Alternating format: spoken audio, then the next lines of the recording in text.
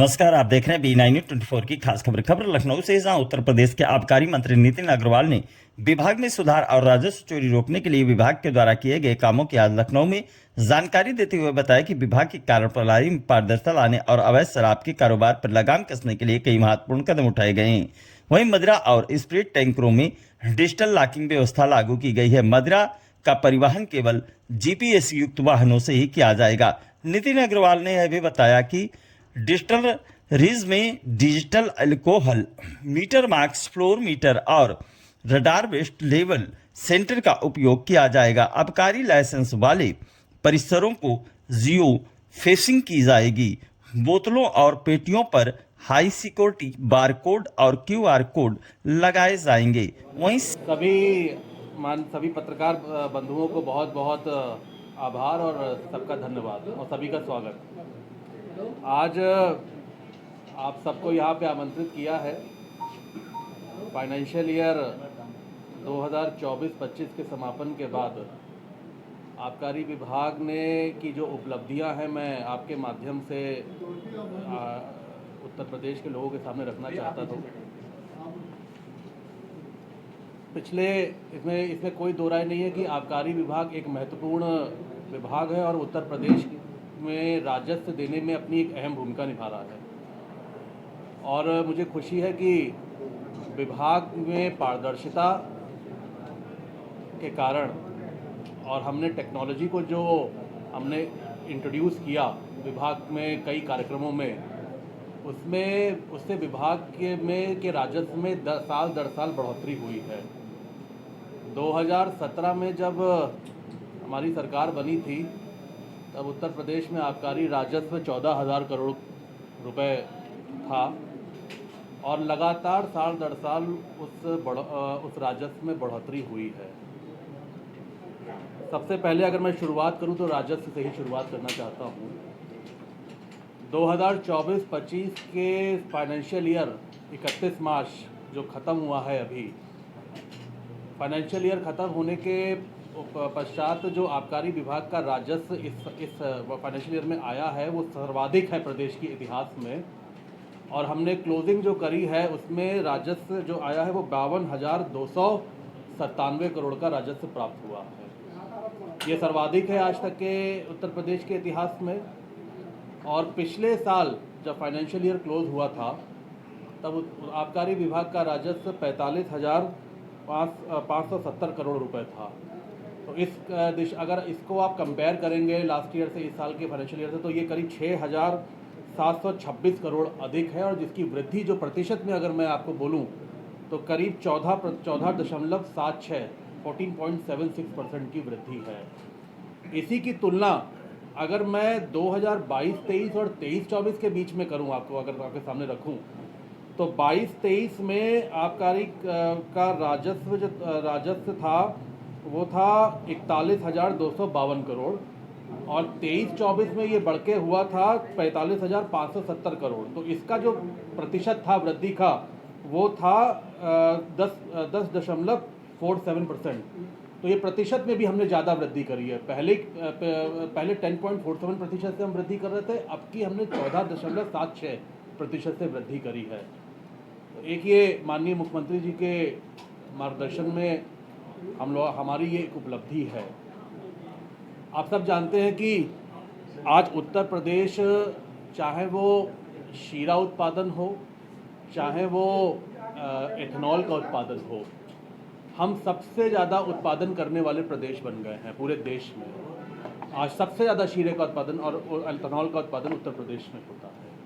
मैं अगर थोड़े आंकड़े आपके सामने रखूं तो शीरा का उत्पादन, क्योंकि शीरा वर्ष 1 नवंबर से अक्टूबर 2024 तक, 1 नवंबर से 31 अक्टूबर तक शीरा वर्ष कहा जाता है।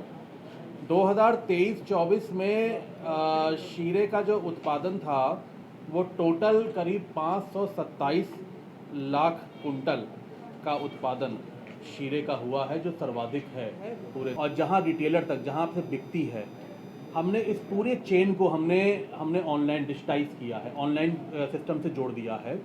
ये हमने प्रक्रिया जो शुरू करी थी, इसको प्रक्रिया को कहते हैं इस प्रक्रिया को हम लोग कहते हैं कंट्रोल। ये हमारी मॉनिटरिंग सिस्टम है और हमने इसमें integrated excise supply chain management system, हमने सिस्टम को लागू किया था। और हमारा ये सोच थी कि हम जब जहाँ से मदिरा बनेगी और उसके बाद धीरे धीरे वो जो डिस्टिलरी से निकलती है होलसेलर के पास आती है, होलसेलर से रिटेलर के पास आती है, पहले यहीं से चोरी करी जाती थी। हमने इसको पूरी तरीके से ख़त्म किया, इसको इस सिस्टम से जोड़ा और अब हमें पता है कि अगर एक भी शीशी अगर डिस्टिलरी से निकलेगी और रिटेलर तक जाएगी तो उसका पूरा हमने ट्रैक किया हुआ है कि वो कहाँ से निकल रही है और कहाँ जा रही है। एक एक बॉटल का ट्रैक हमारे पास है। हमने पूरे सिस्टम को पॉश मशीनों से जोड़ा। एक भी बोतल की बिक्री बिना पॉश मशीनों के से नहीं हो, मतलब पॉश मशीनों से ही होगी। हम एक भी बोतल की बिक्री बिना उसके नहीं कर सकते हैं। तो उससे हमें ये पता लगता है कि प्रदेश में अगर कहीं भी कोई बिक्री हो रही है तो उसकी जानकारी विभाग को मिलती है और उसका पूरा डेटाबेस हमने विभाग में तैयार किया है। हमने विभाग की सारी पत्रावलियों को ऑनलाइन किया है, डिजिटाइज्ड किया है।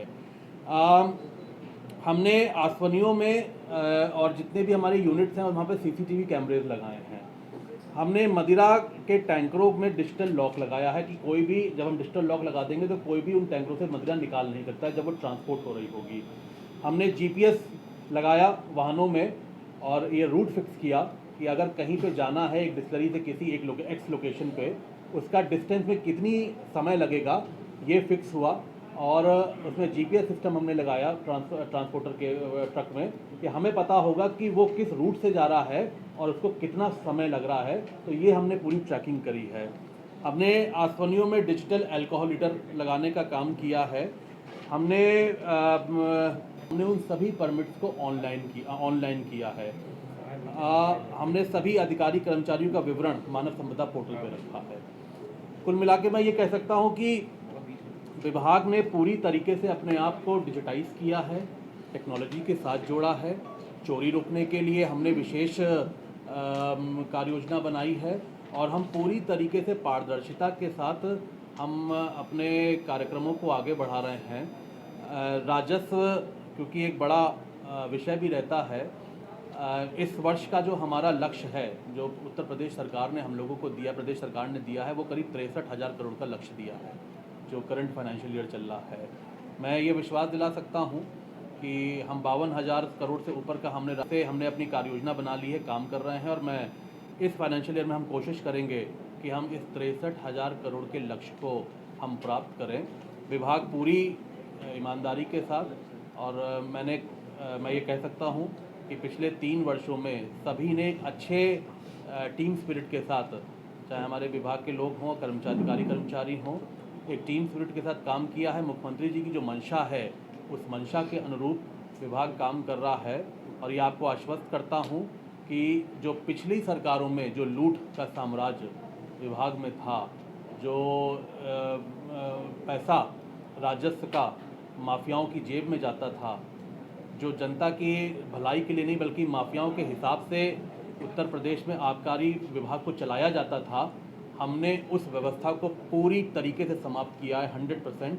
आज उत्तर प्रदेश में जो राजस्व आता है उस राजस्व का पैसा प्रदेश के लोगों की। प्रपोजल आए थे कि वो अपने कैपेसिटी एक्सपेंशन और नई बॉटलिंग यूनिट्स को लगाने के लिए जीबीसी जो ग्राउंड ब्रेकिंग सेरेमनी अब होनी है, ग्राउंड ब्रेकिंग सेरेमनी के लिए हमारे पास करीब 46 प्रोजेक्ट्स पूरी तरीके से कंप्लीट हैं, तैयार हैं जीबीसी में जाने के लिए।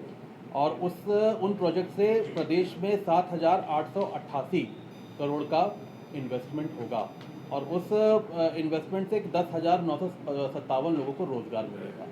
तो ऐसे अगर मैं बात करूं कि जो हमारे बिना एमओ, जो मैंने कहा था 2,296 करोड़ के जो हमने बिना एमओयू के हमने करे हैं, इन्वेस्टमेंट को बढ़ाया है, और जो जीबीसी में जो हमारी तैयार हैं इन्वेस्टमेंट, टोटल ये इन्वेस्टमेंट मिला के 10,184 करोड़ के इन्वेस्टमेंट हमारे उत्तर प्रदेश में अभी तक विभाग को मिले हैं और हम इस पर काम कर रहे हैं। इसी के साथ साथ अगर मैं यूनिट्स की बात करूं, आज सर्वाधिक यूनिट्स उत्तर प्रदेश में है। डिस्टिलरीज की करीब 95 यूनिट हमारे प्रदेश में संचालित हैं जो काम प्रोडक्शन कर रही हैं, इससे ज़्यादा किसी प्रदेश में नहीं है। यवासनी जिसको हम ब्रूअरी कहते हैं उसकी 7 और जो हम वाइनरी कहते हैं उसकी 3 यूनिट्स हमारे प्रदेश में चल रही हैं। हमने जिनको ये PD2 लाइसेंस है जो संचालित हैं, जो शुरू होनी है उसको हम PD33 लाइसेंस कहते हैं। उसमें हमने डिस्टिलरीज को करीब 13 को हमने PD33 लाइसेंस दिया है, उस पर काम चल रहा है, वो बहुत जल्दी अपना प्रोडक्शन शुरू करेंगी। ऐसे ही ब्रूअरी को 5 ब्रूअरीज और 3 हमारी वाइनरीज को हमने PD33 लाइसेंस निर्गत किया है। ये निर्माणाधीन है। ये जब निर्माण पूरा हो जाएगा तो हमारे प्रदेश में डिस्टिलरीज टोटल हो जाएंगी 108 और ब्रूअरी हो जाएगी 12 और वाइनरी हो जाएगी 6। इतनी यूनिट्स हमारे प्रदेश में संचालित होंगी। इसमें प्रवर्तन की कार्रवाई पे भी रहता है। आपको एक ये बहुत बड़ी उपलब्धि है हमारे प्रदेश में और माननीय मुख्यमंत्री जी के मार्गदर्शन में मैं ये कहना चाहता हूँ, पिछले 3 वर्षों में 2022 से जब से योगी 2 माननीय मुख्यमंत्री जी की दूसरी बार सरकार बनी है, एक बड़ी उपलब्धि आबकारी विभाग ने करी है कि हमने आज अभी तक 3 वर्षों में एक भी कोई अप्रिय घटना प्रदेश में नहीं हुई है। किसी की जान माल का नुकसान नहीं हुआ है।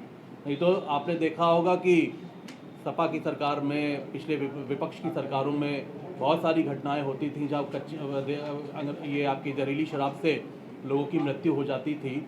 बहुत सारे ऐसे घटनाएं हुई, आजमगढ़ में हुई, सहारनपुर में हुई और भी जनपदों में हुई, लेकिन पिछले 3 वर्षों में एक भी ऐसी घटना नहीं हुई है। इसका एक कारण ये भी है कि हमने प्रवर्तन को मजबूत किया, एनफोर्समेंट टीम्स को मजबूत किया और एनफोर्समेंट की लगातार कार्रवाई हमने बढ़ाई है। मैंने इस बार एक नई व्यवस्था लागू करी है एनफोर्समेंट में, होता है किया जाता है। यही कुछ मुख्य चीज़ें थी विभाग की।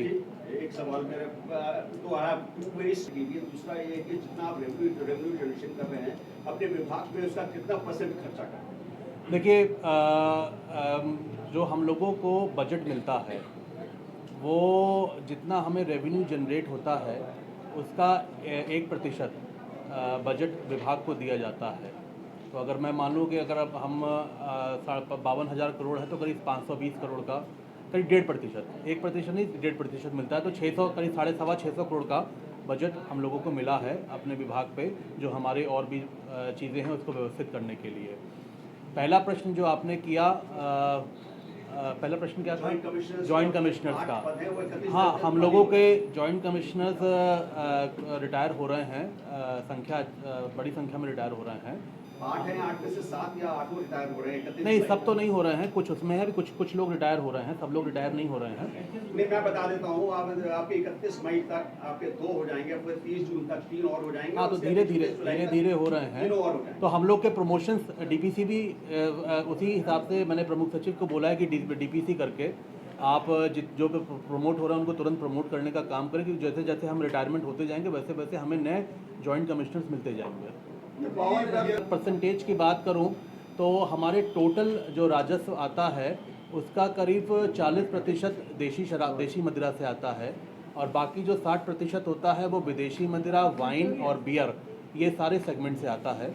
तो 40% की अगर मैं कह रहा हूँ तो करीब 21-22 हज़ार करोड़ रुपए जो रेवेन्यू है वो देशी मदिरा से आया। और ये संबंधित है जो कि आपने ई लॉटरी में जो फीस लिए 65,000 या 90,000 रुपये लिए, वो 3,000 करोड़ इसमें इंक्लूडेड है? हाँ, इसमें जो हमने लॉटरी में जो हमें प्रोसेसिंग फ़ीस मिली थी और उसके बाद फिर हमने जो बेसिक लाइसेंस फ़ीस ली थी, लॉटरी होने के बाद जिनको दुकान आवंटित हुई थी उनको बेसिक लाइसेंस फ़ीस देनी होती है, तो वो भी राशि इसमें सम्मिलित है। हाँ, नहीं इसमें सब प्राइवेट यूनिट्स हैं, सारे बलिया में बड़े पैमाने पे तस्करी हो रही है, बिहार में शराबबंदी है, उसको रोकने के लिए क्या? देखिए, ये मुझे नहीं पता आपको कहाँ से ये जानकारी आई है कि तस्करी हो रही है। मैं सबसे पहले आपको ये बताना चाहता हूँ कि इस बार हम लोगों ने माननीय मुख्यमंत्री जी से बात करके और जितने भी हमारे बॉर्डर एरिया जिससे हम लोग बॉर्डर एरियाज है, जिसको हम लोग जैसे हरियाणा स्टेट से हम लोग बॉर्डर शेयर करते हैं, दिल्ली से शेयर करते हैं, राजस्थान से शेयर करते हैं, इधर बिहार से शेयर कर रहे हैं, मध्य प्रदेश से शेयर कर रहे हैं और छत्तीसगढ़ से शेयर कर रहे हैं। ये जितने भी हम लोग स्टेट से शेयर कर रहे हैं, हमने स्पेशल टीम्स इन बॉर्डर्स पे हमने तैनात करी हुई है। पुलिस तो अपना काम करते ही है, लेकिन डिपार्टमेंट की एक स्पेशल टीम हमने इसमें तैनात प्रदेश में, जैसे मैंने पहले कहा था कि प्रदेश में इन प्रदेशों से नहीं आएगी। दूसरा, हम नए स्कैनर्स दे रहे हैं विभाग के अधिकारियों को, हम लोग अभी प्रोक्योर करने जा रहे हैं स्कैनर्स। हम लोग प्रयोग, वो स्कैनर्स का काम होगा, हमें पता पूरा वो ट्रक स्कैन कर लेंगे। उन स्कैनर से हमें पता लग जाएगा कि कोई भी कोशिश कर रहा होगा कि कोई मदिरा छुपा के उन ट्रक से लेकर प्रदेश में एंट्री कर रहा होगा, तो हमें पता लग जाएगा कि वो उस ट्रक में है कि नहीं है। बिहार की आपने बात करी है, मैं आपको ये कह सकता हूँ पूरी जिम्मेदारी से कि एक भी बॉटल की अवैध तस्करी बिहार प्रदेश से में नहीं हो रही है। पूरी सख्ती से ये हम लोगों ने इंस्ट्रक्शन दिए हैं कि कोई भी अवैध तरीके से किसी भी प्रदेश में ना जाएगा और ना प्रदेश से बाहर अंदर आएगा। वो चाहे वो मंदिर या मस्जिद या कोई भी वर्शिप की कोई जगह हो, चाहे वो हॉस्पिटल्स हो, ये 3 जगह नगर निगम क्षेत्र में 50 मीटर, नगर पालिका क्षेत्र में 75 मीटर और ग्राम पंचायत जो ग्रामीण क्षेत्र है वहाँ पे 100 मीटर का नियम लागू है। ये डिस्टेंस हमें मेंटेन करना ही करना है, ये हमारे एक्ट में है। इसका कोई भी उल्लंघन नहीं कर सकता है। अब इसमें भी एक अलग चीज़ ये भी आती है कि ऐसे ट्रस्ट जो रजिस्टर्ड ट्रस्ट हो, ऐसा मंदिर जो रजिस्टर्ड ट्रस्ट के अंदर चलता हो, ऐसा स्कूल या ऐसा हॉस्पिटल जो रजिस्टर्ड ट्रस्ट के अंदर चलता हो, उसको हम लोग मान्यता देते हैं। लेकिन उसके बावजूद भी अगर कहीं पे धार्मिक भावनाएं आहत हो रही होती हैं या कहीं ऐसा कोई केस आता है जहाँ पे लोगों का रेजिस्टेंस होता है कि यहाँ पे नहीं होना चाहिए, मंदिर छोटा सा कोई मंदिर बना लेता है, अगर कोई दुकान आसपास है तो हम उसे भी शिफ्ट करते हैं, उसे भी हटाते हैं लोगों की मंशा के अनुरूप कि उनकी भावनाएं आहत ना हो। तो ये मैं आपको बिल्कुल स्पष्ट करना चाहता हूँ, ये जो दूरी का मानक है, इस मानक को हम लोग, इसको कोई नहीं तोड़ सकता और इस मानक के अनुरूप ही विभाग दुकानों का व्यवस्थापन करता है। देखिए वो कोई स्पेसिफिक केस अगर ऐसा है तो आप मेरी जानकारी में दीजिएगा, उसको मैं दिखा दूँगा।